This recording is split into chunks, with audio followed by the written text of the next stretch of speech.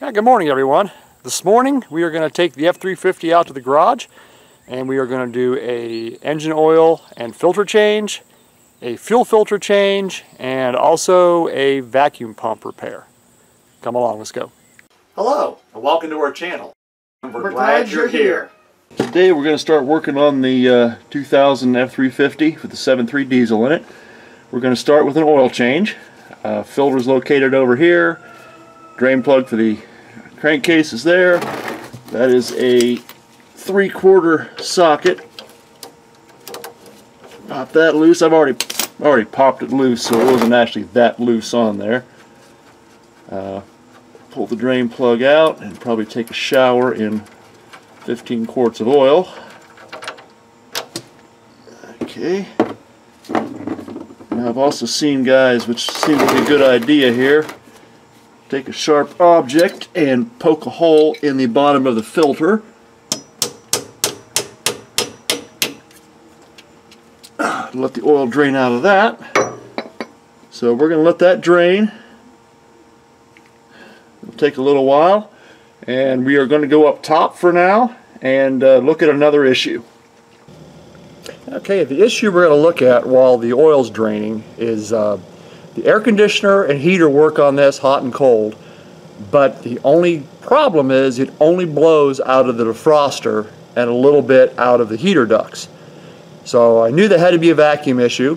I knew these had thought they had a motor driven vacuum pump on them. So I came out and looked, and lo and behold, there's no vacuum pump driven by the belt. So I traced a couple vacuum lines and came over here on the passenger side fender, right next to the starter relay. Down below it, there's a little vacuum pump. So what I've done is pull the plug with the key on and verified that I do have 12 volts to the plug. So the motor should be running. So we are going to replace this vacuum pump. Now it looks to me like there's one vacuum hose, sure well you can see this, that comes down on the front of the pump, and there's a reservoir right here to help maintain vacuum. And the pump itself just appears to just snap in here. Get the hose off without breaking it. It's one of those hard plastic hoses. Alright, there's the vacuum pump out, and it's just got these little rubber feet that pop into the truck and then pop in through the holes on the vacuum pump. Try and show you better down in there where it sits. There it sits on this plate, and there's two of the rubber feet, and there's the one that's on the pump itself. So it's kind of hard to work here with the camera, so I'm going to turn the camera off and replace these rubber feet because the new pump came with the feet, and then we'll install the pump and see if we have vacuum. Okay, what I ended up doing was taking the bracket out of the truck. There was only two 10mm bolts that hold it to the fender, and the bracket itself was kind of dirty, had that oily film on it, so I took it off, threw it in the parts washer. And these rubber feet, you basically just stick them in the hole, put a pair of needle nose on this nipple here, and give a gentle pull, and the end piece pops through the hole, and there's like a slot in the piece that it drops into. The top slots are a little thicker than the bottom slots, so the ones with the rounded ends go through the bracket, and the ones with the square ends go through the vacuum pump. But there's the vacuum pump mounted to the new the old bracket. So we will stick this back in the truck, plug it in, and see if we have vacuum. Okay, the new pump is installed, and just as a warning, if you try and do this yourself, you may want to take the starter relay out, because unless you have detachable fingers, I don't think you can get that bolt back in down on the bottom. I've got the top bolt here, the bottom one's hiding down here. With the vacuum pump in the way, it's hard to get to that bolt. When the vacuum pump was off, it was easy. But let's plug this in and see if we have vacuum. Yes, we do. Plug our hose back in. Let's go in the truck and see if the vents change position now.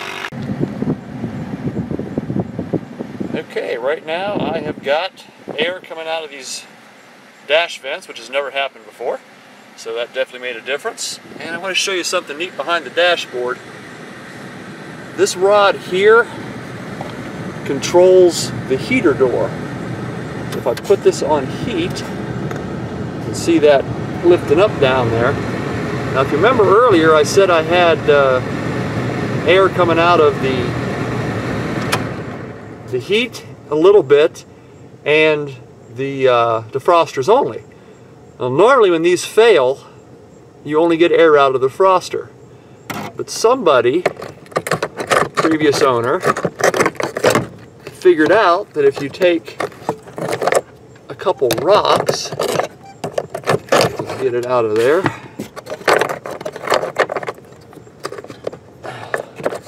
Sorry, it's hard to see the camera and this rock at the same time. If you take a couple of rocks and put a couple of rocks down in that guard, then your heater door stays open slightly. So there, now the heater door is actually closed all the way. Oops, sorry, it was off camera. There's the heater door opening and closing. So yeah, we had 3 rocks. I already took one out earlier when I found that. But yeah, someone stuffed rocks down inside this little plastic guard here to force that door open to have heat. Instead of spending, I think I spent $50 on eBay for that vacuum pump. At O'Reilly's it was like $97. So for less than $100 they could have fixed this and actually had, you know, air coming out of the vents properly. But instead they stuffed rocks in that. So at least that's fixed. So there's one item off of my list to fix. Now we can go back underneath and continue with the oil change. I'm sure it's well drained by now. All right, before we actually go back under the truck, I want to fill the oil filter with oil to help with the dry start, and also rub a little bit of oil around the gasket. All right, there's the oil filter, all filled with oil, and it's got a nice light film of oil around that O-ring. So we'll slide that under the truck, crawl back under there, change the filter the rest of the way, put the plug back in it. Okay, as you can see, the oil filter's stopped dripping. So we can pull it down out of here. And once again, I pre-loosened this filter. Make sure it was going to come off before I poked a hole in it, because I did not realize that a standard oil filter wrench does not fit these filters. And checking up here to make sure the old O-ring came off with the filter, which it did.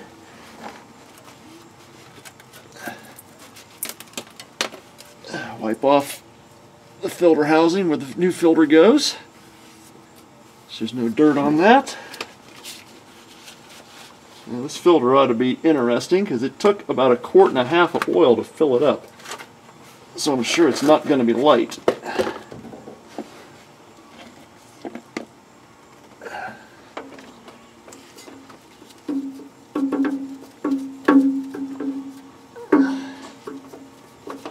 There we go. I think it started.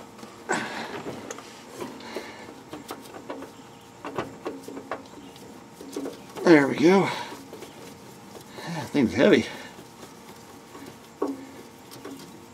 And a little bit of my clean oil ran down the outside of the filter, so it's a little slippery.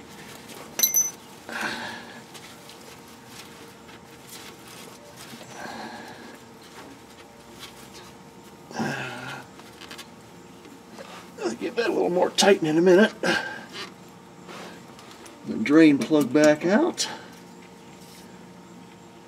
Give it a good clean in here off camera. Sorry, hope you can see good enough under here.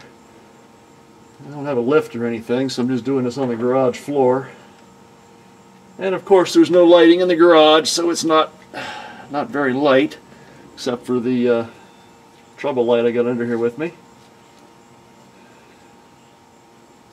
Okay, oil plug is cleaned off.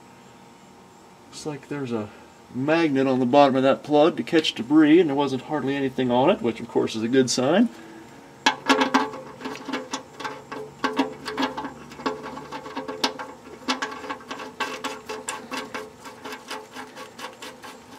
Thread that in. Might get a new gasket for that for next time. It's not the greatest. It's a copper ring. Snug that up and go just a little. I don't want to go gorilla tight on that and end up stripping the pan out. Okay, that's cleaned off. Make sure this filter's good and tight. Probably easier without the slippery gloves on.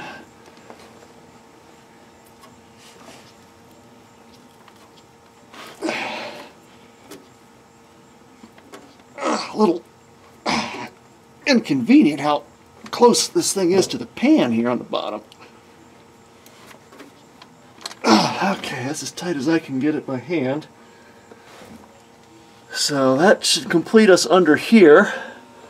Now, one thing I noticed while I was under here, I don't know how well we can see this in camera.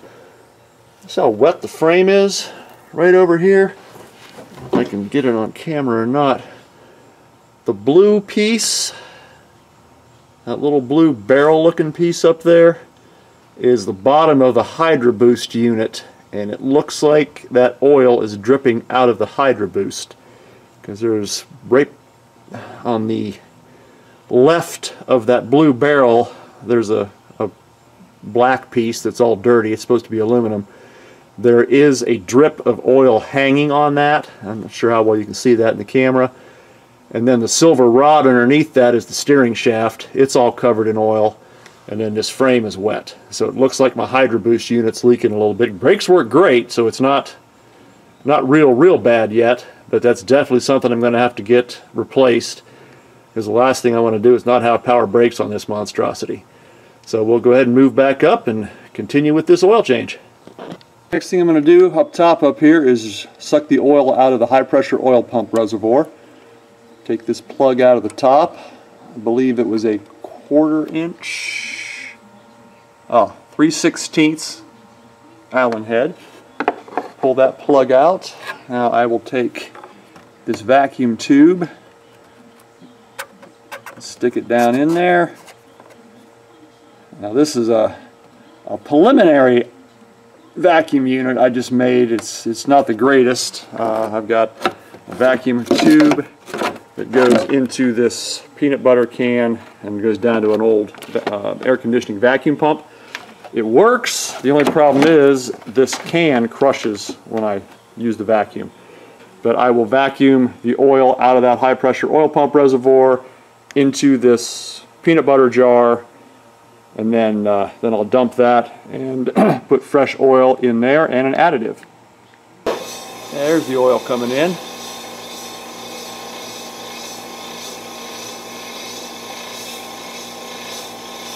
You can kind of see how it draws the jar in every time I put the vacuum pump on it.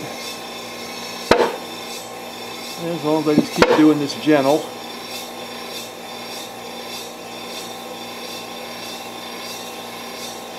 And once again, once I do it this time, I'll make another one of these that I can actually hook to this vacuum pump.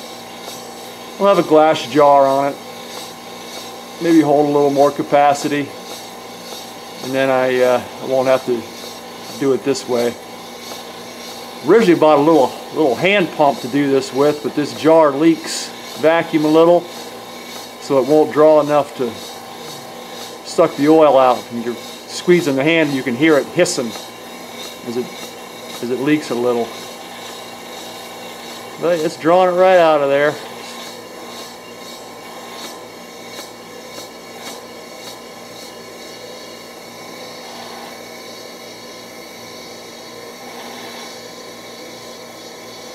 Just a delicate dance between sucking the oil out and crushing the jar. And there we go, that's it. sucking the residual out. But there's that drained out, and there's the pump I was using, just an old air conditioning vacuum pump. It makes it a little easier than just standing there with my hand ones just squeezing. But now we'll get all this cleaned up out of the way and start to refill that reservoir and put some additive in there. Alright, well the only thing that they say fits down in there to fill these with is a turkey baster. So I had not gotten a chance to go to Walmart or the dollar store and get a cheap turkey baster. So I've got Paula's Good Glass turkey baster, with her permission of course, to fill this with. I've got the turkey baster in there with a funnel in it.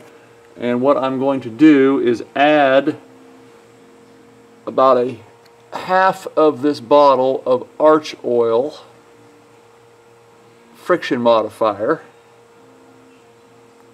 Let that go down into the oil pump area. And then also add some oil on top of that. I don't know if any of you guys have watched Bill Hewitt's Power Stroke Help YouTube channel, but he's the one that I learned to do this high pressure oil pump change with your oil change. He, in his original video, adds Prolong instead of the arch oil. But now he's promoting the arch oil product rather than the Prolong. So I just would assume that you would add the arch oil during this step rather than adding the Prolong, because he's a very strong proponent of the arch oil fuel additive and oil additive. It's supposed to help prevent stiction on the 7.3 and 6.0 Huey injectors, so I'm definitely going to try it. But there's that. We will take the funnel out and the turkey baster out carefully, because if I break that I'm in big trouble. And we will put the plug back in that, and then we will fill the oil over there. And while we're at this, we are also going to change the fuel filter. Okay, to change the fuel filter, we need to pull this cover off, top of the engine. I don't have that plastic dress-up cover on this, it's already missing. And then behind the fuel filter, there is a little flipper drain valve. It's that little yellow handle right there. Flip that out. That drains the fuel bowl, hopefully into the pan that I have underneath the engine. If not, it'll be on the floor. And then I don't know who did the fuel filter on this thing last, but by golly, they did not want it coming off. It was tight. I was afraid I was going to strip that plastic nut off the top of there. So we take this cover off.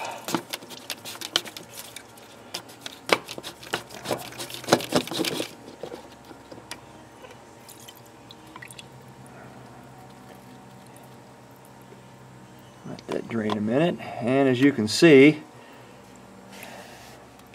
that's just a paper element, so that is not a Motorcraft filter. Let me shut the camera off for a second here and get my filter out of the box. I bought the regular Motorcraft filter. Okay, there is my replacement Motorcraft filter. It's got an O-ring that goes in the groove on this outer piece. Now, some call that a pre-filter, but I believe that is a water separator. It keeps water from getting into the filter and into your injectors. As far as I know, only the Motorcrafts have them. I would assume, since this had a Wix or a Napa Gold filter on it, that that's probably also a Napa fuel filter. And there's also a O-ring that goes around the top here, and it is, it's kind of hard to see there, but it's beveled, and the instruction says to put the bevel up. So this is definitely going to be a two-handed job to get this filter back in there. So I'll turn the camera back off, but the filter just drops in there and screws down tight, Look down in the bowl. It doesn't look too bad. There's a little bit of sediment in the corner, but nothing horrible. So I'm going to be taking this bowl out of here one of these days and doing the fuel mods on it, so I'll get it all cleaned out at that point. There's not a ridiculous amount in there, so I'm not worried about it today. So we will put this filter back in and pick it up from there. Okay, the plug's back in the high pressure oil pump reservoir. I almost forgot to do that. The fuel filter's been changed. The drain on the back of the fuel bowl's been closed, and I've put about 12 quarts of oil in it. I'm showing down about a half a quart on the stick, so I'm going to go ahead and start it up and get the oil pressure to build up, and then shut it off. Well, check it for leaks, and then shut it off and check the oil and make sure it's all topped off.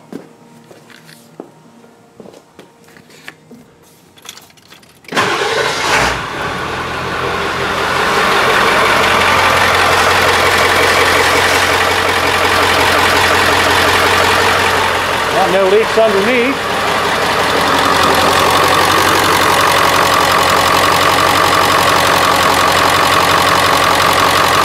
I don't see any fuel spraying out of the fuel filter housing. So let's check the oil here and see where we're at.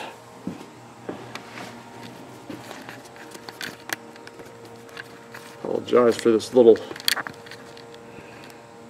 tripod I'm using here.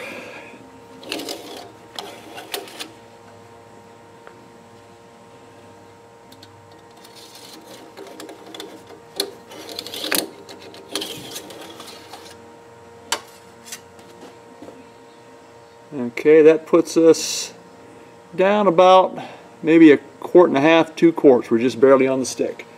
So I'll go ahead and top this off, get it completely filled, and that will end the oil change and the vacuum pump repair and the fuel filter replacement. So like I said before in the previous video where we got this truck, I'll link that in one of these 2 corners here. And what I mentioned in that video is we're going to document things as we do to this truck, changes we make, repairs I make as I learn to do them. So at this point we know we have to replace the Hydro Boost unit since it is leaking. I was told by the previous owner that the glow plugs do not work. So when it gets colder out, we will investigate the glow plugs. I kind of looked at those this morning before I started filming, and it's like 80 degrees, so they're not even trying to work. So when it gets below 50, then that relay is working. We will diagnose the glow plug issue.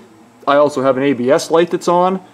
I believe that is the rear sensor, so we'll diagnose into that at another time.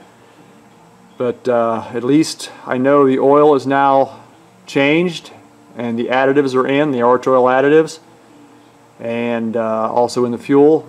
Fuel filter's been changed, so filter wise, peace of mind, I'm in good shape. That vacuum pump's been repaired, so now my dash works correctly. This does not have the vacuum lockouts on it. They were replaced at some point in time, and it has just manual lockouts. So it'd be nice to get the automatic lockouts working, but that's a later date.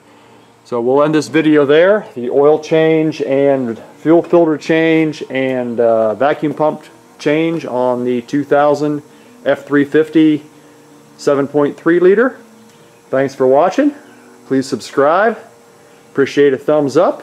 Any questions or comments are always welcome. And you have a good day.